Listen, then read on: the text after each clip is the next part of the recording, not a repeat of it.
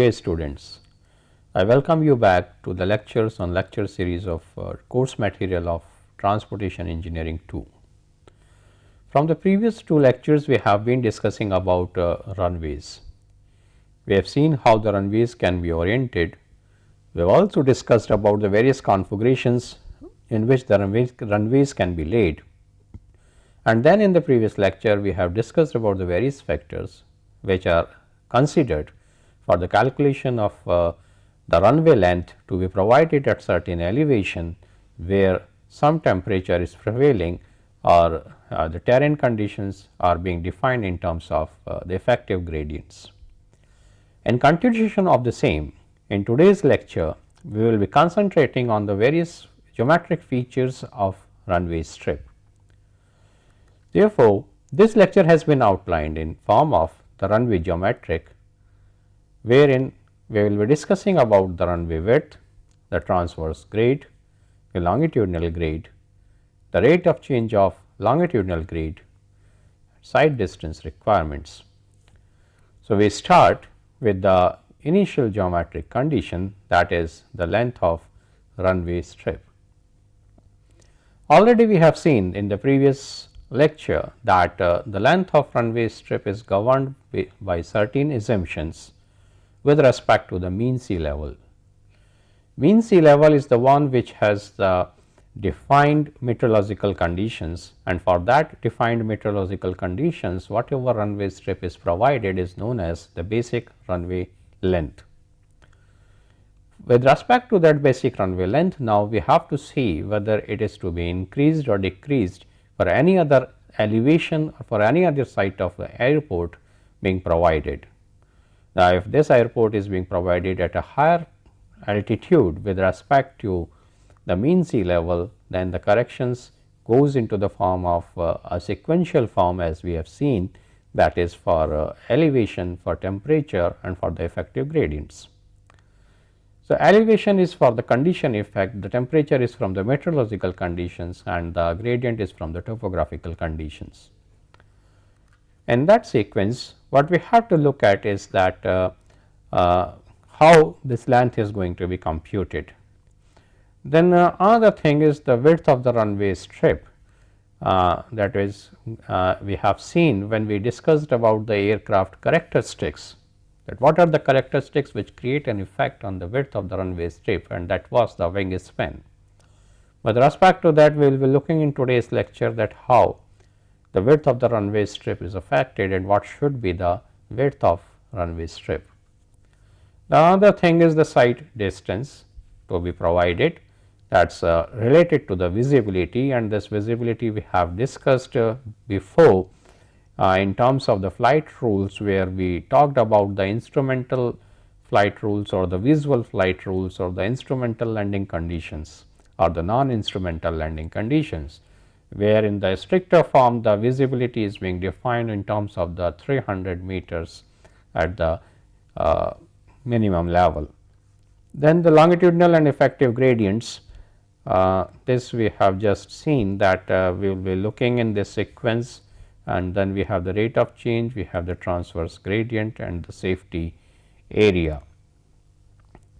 So, starting with these various geometric features, the very first one is runway length, where the basic runway length, as we have seen, depends on the category in which the aircraft falls as per ICAO classification.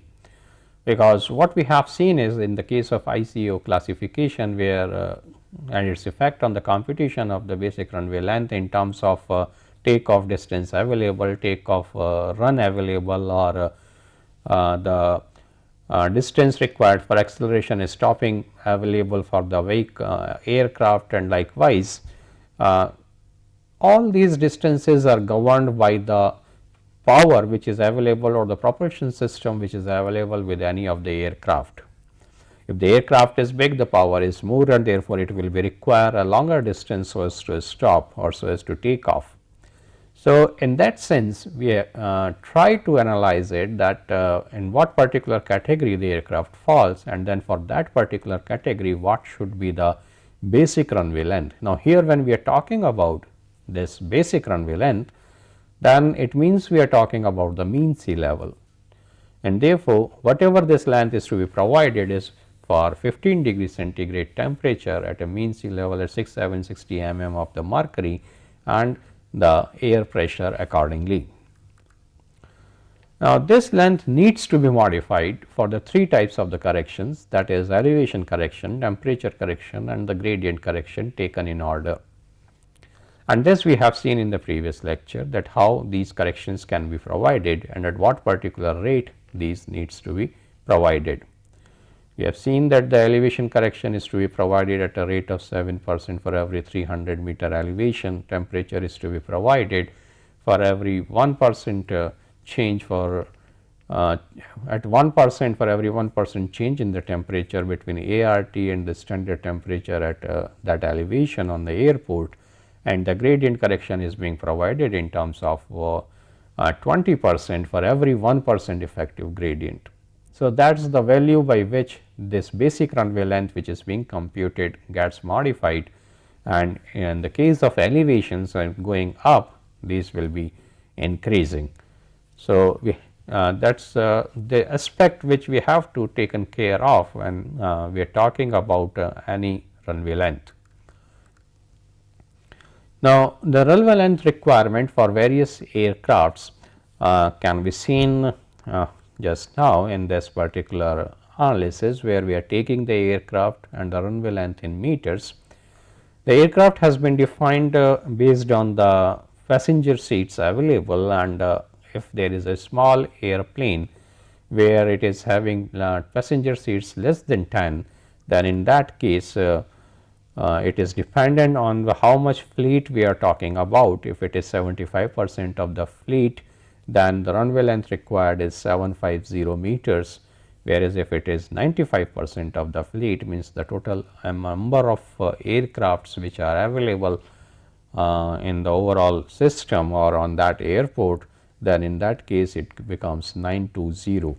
That is, we require a little longer length of the runway strip, because here what we are assuming is that there is a queue, and as the number of aircrafts increases, then at the time when one aircraft is taking off, the another starts coming towards the runway strip so as to take position and start taking off, and that is why we require a little longer length so as to have a safety aspect. Then if there is 100% of the fleet being used with the small airplane, then the runway length will be 1090 meters, that is as per ICAO. Whereas there is another category where we have the small airplane with 10 or more passenger seats. In that case it is 1270 meters. Now, why it is increasing is that in this particular case, because it is a little bigger aircraft as compared to the previous one, then the propulsive power will also be more, the size of the aircraft will also be more, and therefore on that aspect it requires more distance so as to take off or so as to stop. That is why it is 1270 meters. Another case in the same category is that there is a large airplane of 60,000 pounds or less. In that case, again it is dependent on the total amount of fleet which will be using at a point of a time the runway strip, and that is like 75% of the fleet at 60% useful load, means the total loading is 60% with respect to that 75% of the fleet, then the runway strip will be required as 1615 meters. Whereas if it increases, the useful load increases to 90%, then this will be 2135 meters.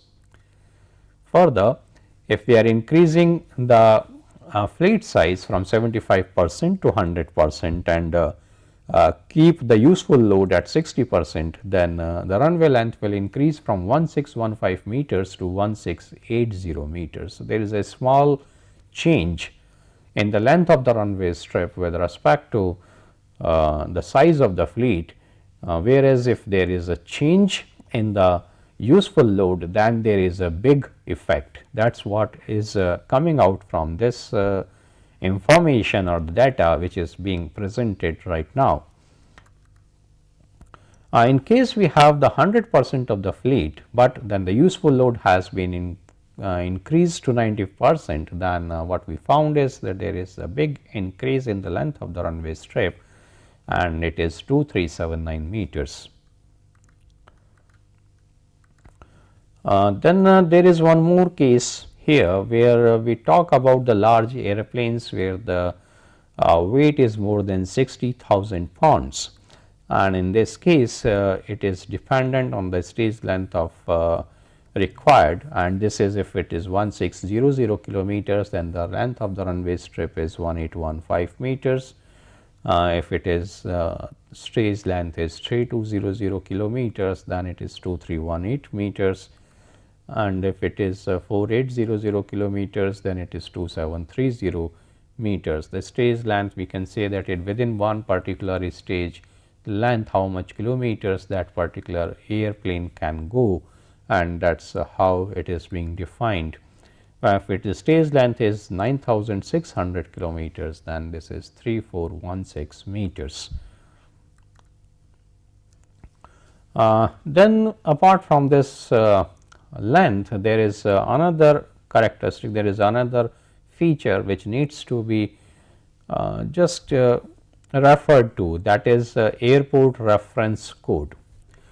This airport reference code is a coding system which is used to relate the airport design criteria to the operational and physical characteristics of the aircraft, and which are intended to operate at any of the airports. So, that is the type of the coding system which is there with respect to the use of the airport by different type of aircrafts. So, and this is generally used in the design criteria conditions, that if as soon as an airport reference code is being defined, then it simultaneously defines the type of the aircrafts or the characteristics of the aircrafts which will be using the airport, or the type of the aircraft on which these systems will be operated. And this is based on the aircraft approach category and the airplane design group. Whatever the number of planes being designed, on the basis of their characteristics, these planes are being grouped together, and that is what is known as the airplane design group. So, in this case of airport reference code, this airport design group, as just I have said, is a grouping of aircraft, and the basis for doing this grouping is the wing span. So, on the basis of the wing span, that is the size or the distance between one point to the other point of the wings, we define that what is the airplane design group. And this aircraft approach category is determined by the aircraft approach speed, which is defined as 1.33 times the stall speed in the landing configuration of aircraft at the maximum certified landing weight. So, with the complete landing weight available, whatever is the approach speed is there, then with respect to that approach speed, we try to define the category of that aircraft, and that is what is the aircraft approach category, and this is used so as to find out the lengths etc. of the various runway strips. Here we are looking at how we are going to get what is the correlation between the different categories. We have the aircraft approach category, we have aircraft approach speed in kilonauts, and then there is airplane design group, and then there is aircraft wing span in meters. So, if we talk about the A category of aircraft approach, then in this case the aircraft approach speed is less than 91 kilonauts, and the airplane design group is 1, and the aircraft wing span is less than 14.85 meters. In the case of B, it varies, speed varies from 91 to 121, the group is second, and the wing span varies between 14.85 and 23.93. For C category of aircraft, we have the aircraft approach speed ranging between 121 and 141 for the design group as 3, and the wingspan will be between 23.93 and 35.75 meters.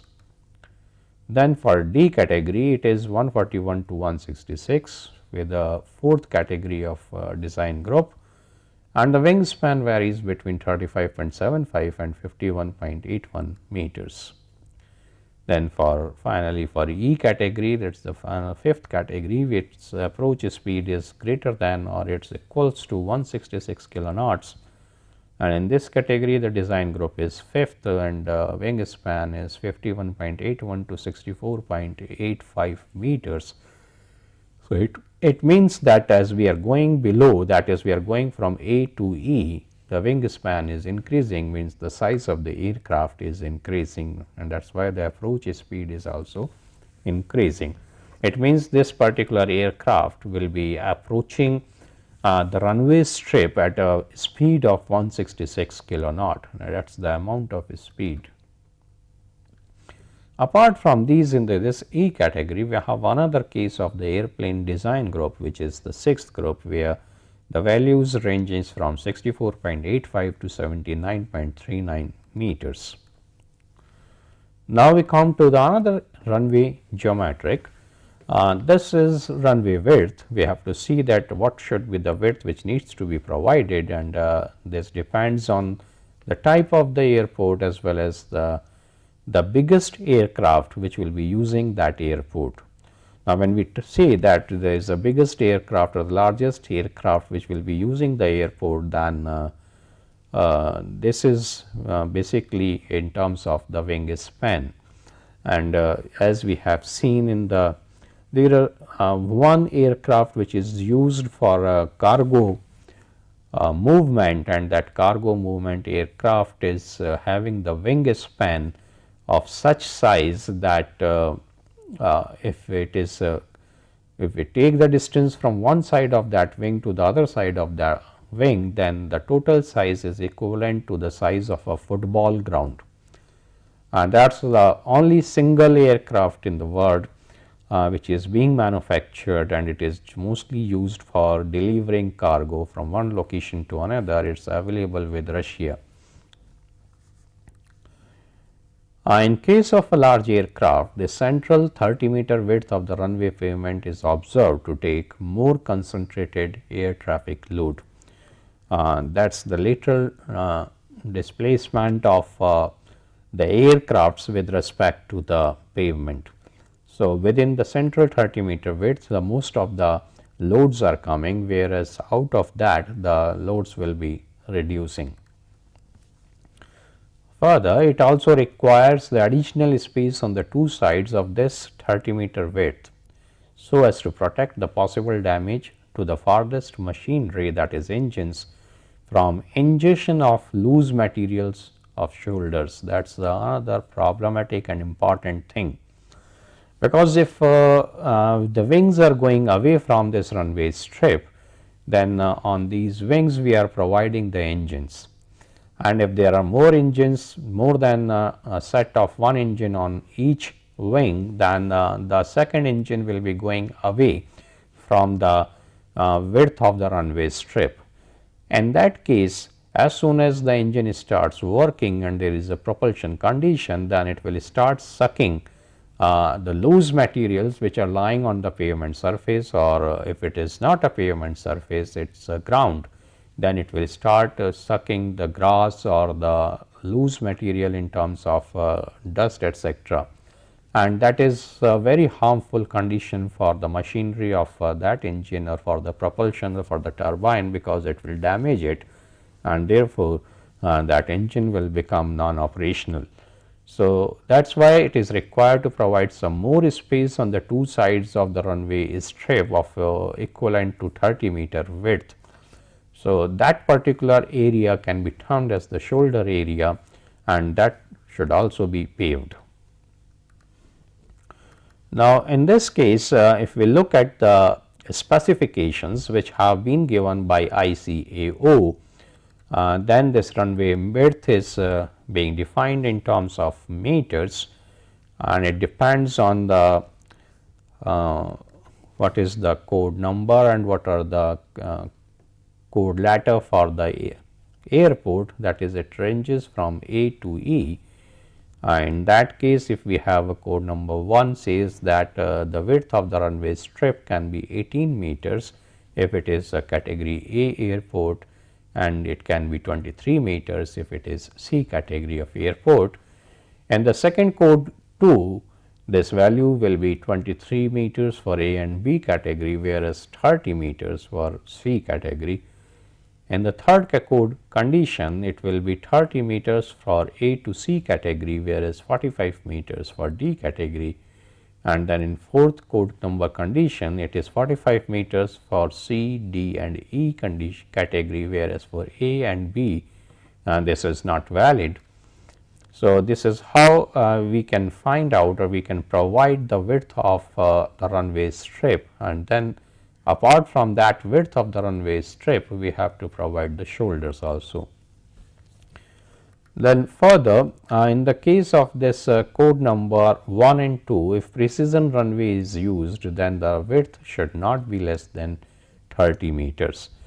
That is, we are trying to define the runway in terms of the instrumentation condition, then the minimum width of the runway has to be 30 meters. And in the case of large airports, the width of 45 meters is found to be sufficient. Now, we look at the another geometric feature, that is side distance. In the case of side distance, basically there is generally no side distance restriction, as the longitudinal gradients for the runways are quite gentle, because there is not much difference going on in the elevations along the runway length, and that is why there is not going to be a problem as far as the visibility is concerned for the pilot who is sitting at a sufficiently high location with respect to the elevation of the pavement. So, that is why there should not be, in general condition, in the normal conditions, a problem should not be there. The hazardous locations in the case of any runway strip is the crossing of two runways, or the crossing of a runway with the taxiway. So, at that particular location, the side distance becomes very important, because if there are two runways which are crossing each other, as we have seen in the case of intersecting runway strips in one of the previous lectures, or in that case, then what may happen is that if there are two simultaneous operations going on these two intersecting strips, then there are all chances of an accident taking place at the point of intersection if the side distance is not proper. So, that is why this is quite important in this case. Similarly, in the case of a runway and taxiway connectivity, if there is a landing aircraft, then this landing aircraft will be coming from the runway to the taxiway, whereas there can be an taking off aircraft which will be coming from the taxiway to the runway. And if both the things are happening simultaneously at that point of a time, then in that case what we will found is that this is another hazardous condition if the side distance is not proper. Then adherence to runway longitudinal gradient standards provides adequate line of sight. That is what is possible, that if we can provide the longitudinal gradients as per the standards, then there will not be any problem of line of sight. The line of sight will not get disturbed or obstructed. Here we are looking at the side distance condition with respect to the airport category, and we have two values as y and x in meters, and as far as the ICA code letter of A is concerned for the airport category, then y is 1.5 meters and x is half of the runway length. Then for code letter B, it is 2.1 meters, where x is half of runway length, and for code letter C, it is 3 meters, x remains the same, and these are the conditions for C and D and E also. Now, here the runway grade is such that if there are 2 points y meters above the runway center line, then they will be mutually visible for a minimum distance of x. That is how this y and x values are defined. There is the similar condition which we talk in the case of roads, where there is a vehicle and there is an obstruction, then we take the height of the eyesight of the driver and the height of the obstruction, that is what is y, and then we take the minimum distance between the two, so that there is no collision taking place, and that is what is minimum distance of x. Now we will come to the another geometric feature, that is runway gradient. Now, in the case of runway gradient, we have different type of the gradients which needs to be discussed. We have the longitudinal gradients, we have the transverse gradients, and we have the effective gradients. In case of the longitudinal gradient, this longitudinal gradient also gets transformed into the effective gradient, which is used as a design parameter for finding out the length of any runway strip.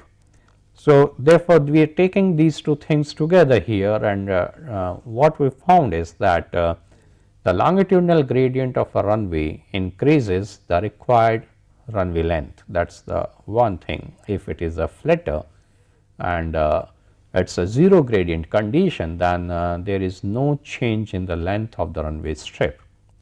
But as soon as there is a longitudinal gradient, then the length of the runway strip will change. It also affects the aircraft performance in the sense that if there are number of gradients being provided, then at the point where the two gradients are meeting each other, there is a kink being formed, and as the aircraft traverses this kink, there are chances of a structural disability deformation coming within the aircraft. So, this particular amount by which the two longitudinal gradients have been connected with each other, that is what is the steepness of those two longitudinal gradients, will define the amount of damage which may be caused to any aircraft.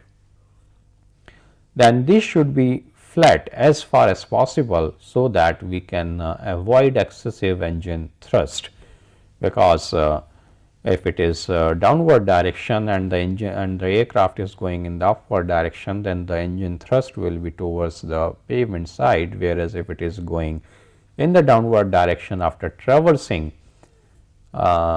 this point of connectivity of the two gradients, then the thrust will be in the upward direction and may cause problem with some other feature on the airport. Now, ICAO has limitized the maximum longitudinal gradient to 1.25% to 1.5% for runways that serve the largest type of aircraft. So, that is the limiting value being provided by ICAO. Now, when we talk about this longitudinal gradient, then we can also talk about the rate of change of effective longitudinal gradient. In this case, what we have to look at is that at what particular rate the effective longitudinal gradient is changing, then that should not be abrupt.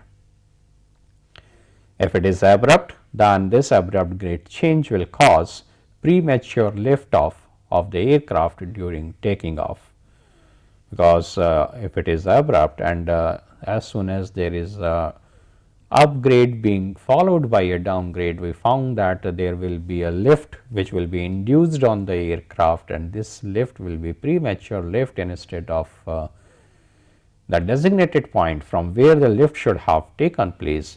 This lift will be taking place before that.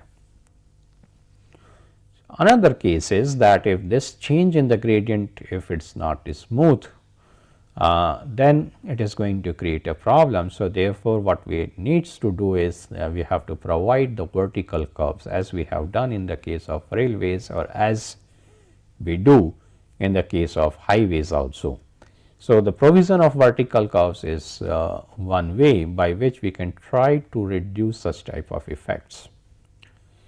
No vertical curve is required in case the grade change is less than 0.4%. That is another specification being provided which defines the provision of requirement of providing the vertical curve or not. Then in the case of runway gradient, another thing is the rate of change of effective gradient here which we are talking about, and we try to look at the values which are dependent on the type of the airport. In the case of A, B and C type of the airport, then this maximum longitudinal gradient can be 1.5%, whereas the maximum effective gradient can be 1%. For D and E type of the airport, this maximum longitudinal gradient can be 2%, and the same is the value for maximum effective gradient. Then further, this value for how we are going to make this changeover in the case of the effective gradient is in the case of the various type of the airport, we have to look at this rate of change and the distance between the 30-meter length of the curve grade intersection, and this is how it is defined for A and B type of airport. This is 0.1%, and this distance between the 30-meter length of curve and grade intersection should be less than 300 times of A plus B in meters. Whereas for the C category of the airport, this is 0.2% as a rate of change, and this value of distance between these should be less than 150 times of A plus B in meters. And whereas for D and E type of the airport, this values is 0.4% and should be less than 50 times of A and B in meters. I will try to look at what is this A and B and how this is working, and these A and B are the angle of interchange between grades, and that is defined in this case.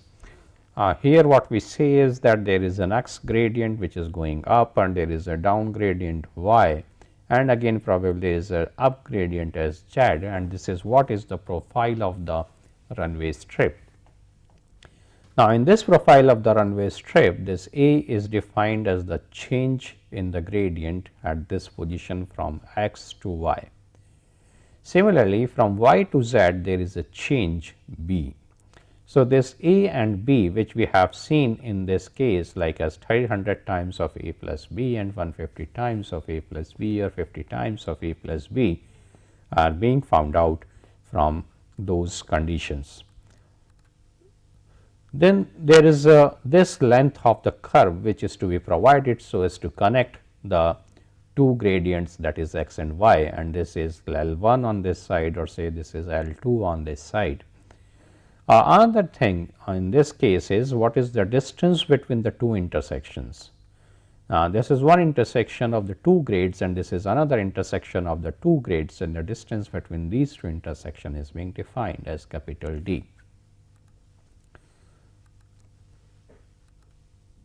Now, in this case, if we look at the values of all these A, B, etc., then what we found is that it is defined in terms of the size of the airport. If the size of the airport is small or the big, then this maximum value of A or B is 2% for small airport and is 1.5% for large airport. Whereas for this value of length of the curve, that is L1 or L2, is defined with respect to 1% change in the grade, and this is 90 meters for small airports and 300 meters for large airports.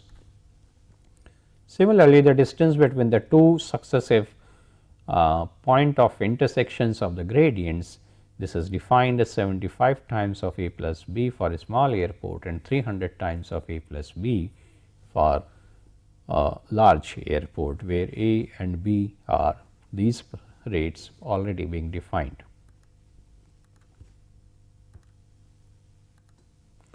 Now, we look at further in the same category of the rate of change of longitudinal gradients on the specifications being given by ICAO in terms of the grade design criteria, and this grade design criteria is being looked at in terms of ICAO code number, then the maximum longitudinal grade in percent, the maximum grade and first and last quarter grade percent, and then the maximum effective grade, maximum grade change, then the distance between points of grade intersection and the length of the vertical change. So, these are the various values which have been defined by ICAO. So, as a design criteria for the grades, and it says that if ICAO code number is 4, the maximum longitudinal grade percent can be 1.25%, maximum grade quarter grade percent is 0.8%, maximum effective grade is 1%, and this maximum grade change is 1.5%, and then the distance is 300 times of A plus B, and the length of the vertical change is 300 meters. Similarly, for ICAO code number 3, the values have been defined, and there is a reduction in the values at this location, whereas in the case of the maximum longitudinal grade percent, it is increasing. Further, when we go to the category 2, then the maximum longitudinal gradient increases further to 2%, and maximum grade change also increases to 2%, whereas the distance between the points of grade change reduces to 50 times A plus B, and the length of vertical change reduces to 75, that is the distance between the two successive changeovers in the gradients. In case of category 1, then these grades are same, that is as 2%, whereas the distance remains 50 times of A plus B, and 75 is the length of the vertical change being provided at any of the one location. Now, we look at another geometric feature, that is transverse gradient. This transverse gradient, as we have discussed previously too, is provided for quick disposal of surface water, and as soon as the water is being disposed of, it will become dry soon, and therefore, the chances of any hazardous conditions will remove.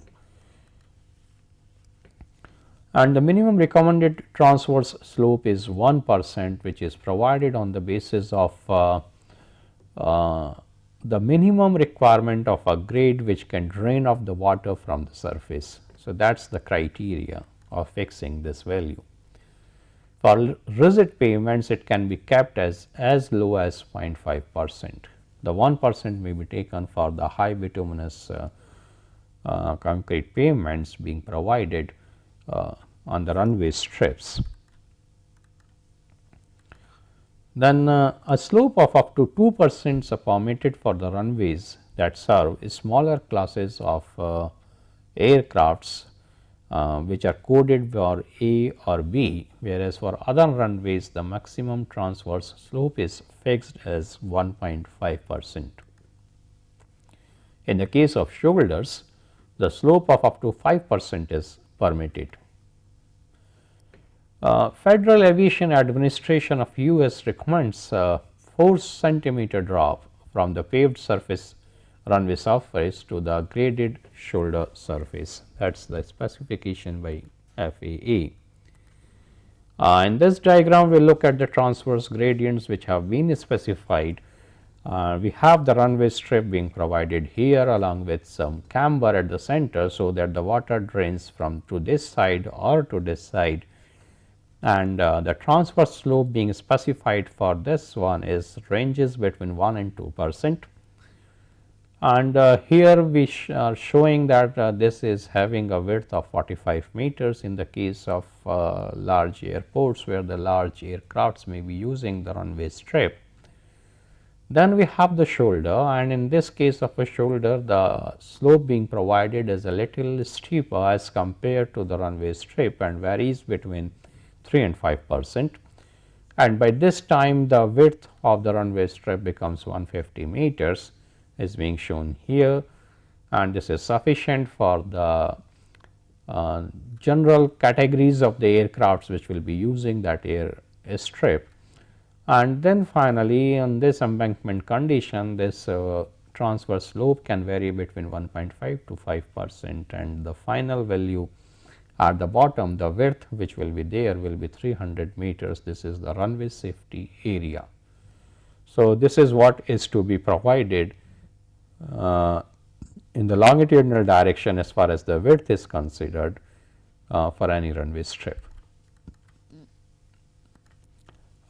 Here we are looking at another diagram where we try to show the same sort of a condition where the runway is being provided here as a thicker black line, and this runway strip is provided with 1 to 2% of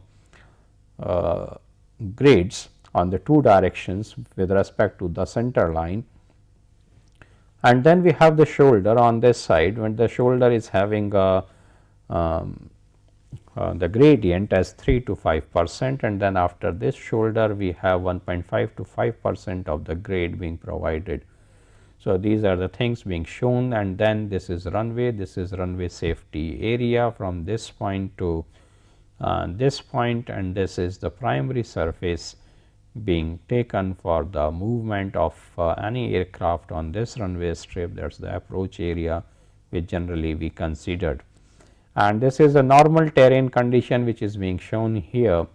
And with respect to this normal terrain condition, after this point of approach condition, the transition surface will start, as we have seen in the case of obstructions on any airport, and these transition surface will then transform into a horizontal surface after this.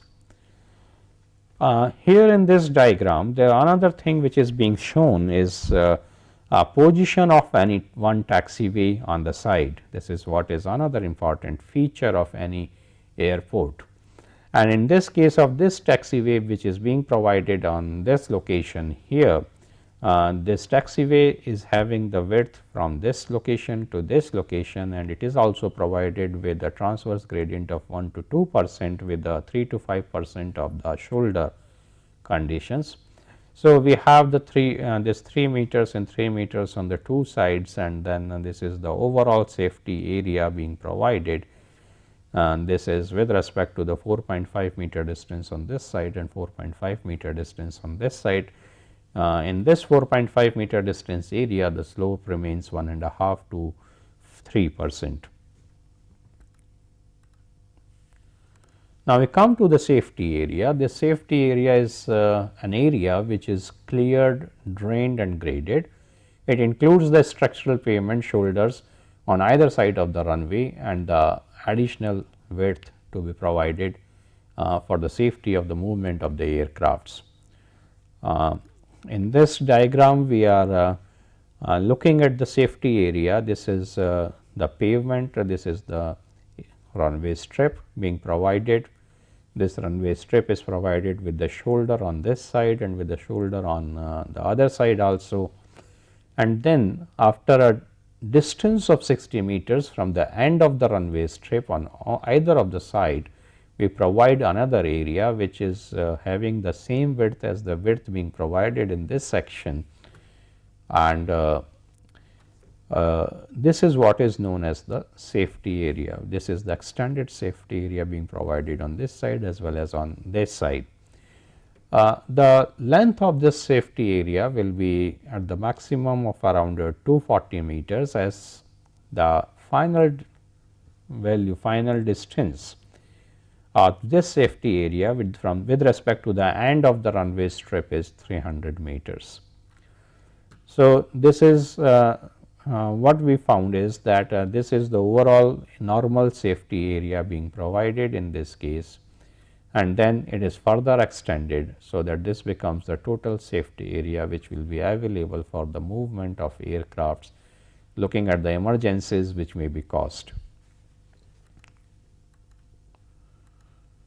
There are certain recommendations which have been given by ICAO, and these recommendations are again in terms of the various code numbers being designated. These code numbers in terms of, like here we are talking about the width of the runway strip, where the width of the runway strip with respect to the precision approach, and if we have the categories of the airports as 1, 2, 3, 4, then this value is being provided as 150 meters, 150 meters, so 300 meters and 300 meters. In the case of non-precision instrument, then it is it remains the same. in this case, and then for visual approach the values decreases and they become 60 meters, 80 meters, 150 meters and 150 meters. Further, there are some more recommendations associated with the ICAO, and it is in terms of the width of the cleared and the graded area which is provided on the sides as well as at the ends of the runway strips. And in the case of instrumental approach, this is 80 meters, 80 meters, 150 meters and 150 meters for the code categories of 1 to 4. In the case of visual approach, this value is again 60, 80, 150 and 150. Then we come to the aspect, as we have been discussing again and again, is shoulders. In the case of shoulders, these are usually provided with lesser strength pavements because the loads are not directly coming on the shoulders. This is remote conditions when the load may come to the shoulder, and these are provided on both sides of the runway strip. And these impart a sense of openness to the pilot because that is sort of a psychological clearance which is being provided on the two sides of the runway strip, which otherwise may not be required as far as the width of the runway strip is concerned. Sometimes these are stabilized to resist jet blast erosion or to accommodate maintenance equipment. That is on the basis of the requirements. If the maintenance equipment has to move, then they have to be stabilized, or at times they have to be made a little in the form of a pavement, not maybe having the full strength as being provided in the case of a runway strip. The shoulders for small airports, they may be turfed, that is they are provided with some material at the top. The shoulders are usually useful during the emergency landings or takeoffs. That is the main specific function of the shoulders, but then they are not meant for the regular application of the load, means during takeoff or during landing on a regular basis they should not be used, otherwise they will deteriorate at a much faster rate because they are not provided with the full strength pavement as in the case of a runway strip. Then the next aspect is a blast pad. In blast pad, the runway blast pads may be constructed at the ends of the runway that serve jet operations, and the blast pad extends across the full width of the runway and its both side shoulders, and this is essentially non-traffic area. Means we are not supposed to use this particular area for the movement. The blast pads vary in length, and this varies from 30 meters to 120 meters depending on the type of the aircraft to be served. Now we have another condition where we have the parallel runway systems, and in this case the spacing depends on where the operation is VMC or IMC, that is visual meteorological condition or the instrument meteorological condition. In the case of IMC, it is desired to accommodate simultaneous arrivals or simultaneous arrivals and departures. In case of airports serving both heavy and light aircraft, the simultaneous use of runways even in the VMC conditions may be dictated by separation requirements to safeguard against the wake vortices which are formed at the tail ends and which are formed at the ends of the wings.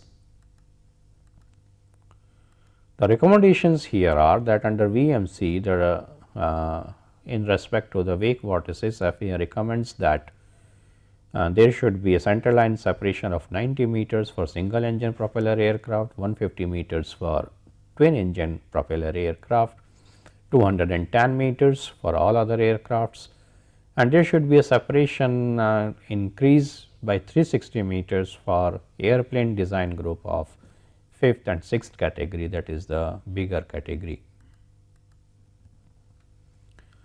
Further recommendations are that under VMC we should disregard the wake vortices.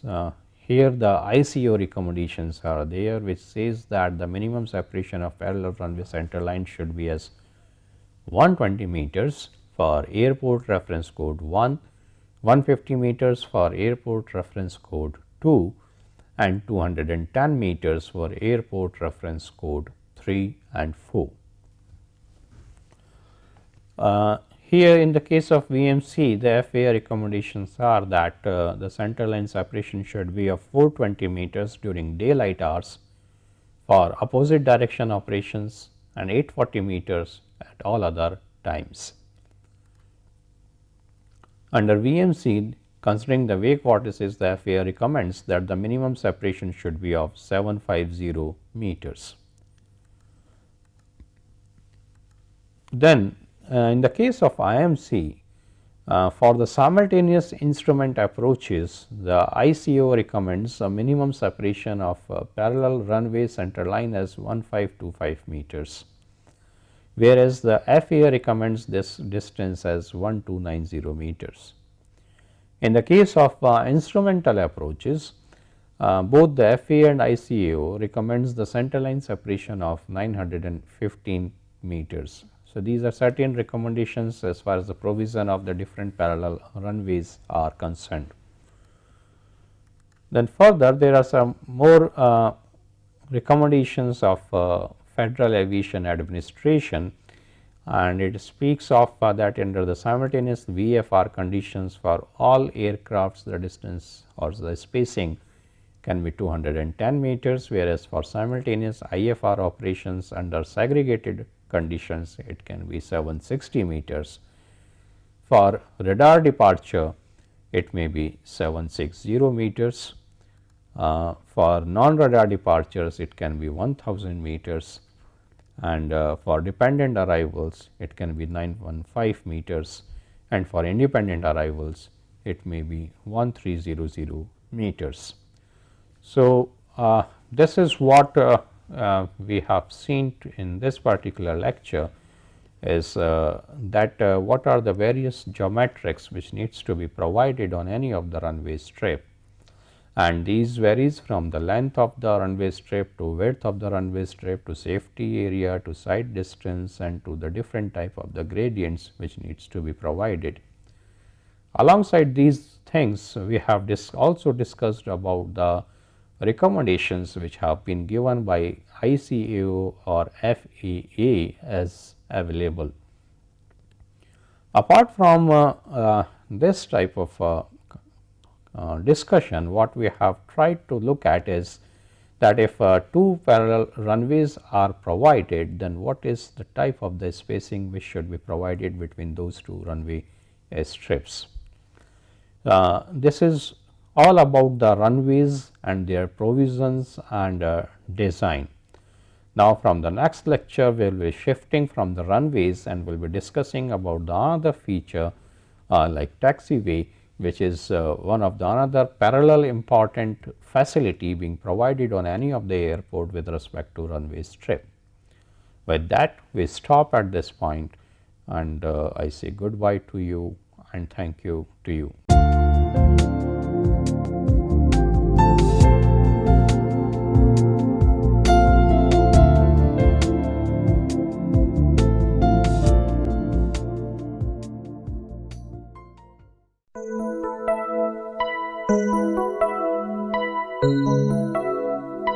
Thank you.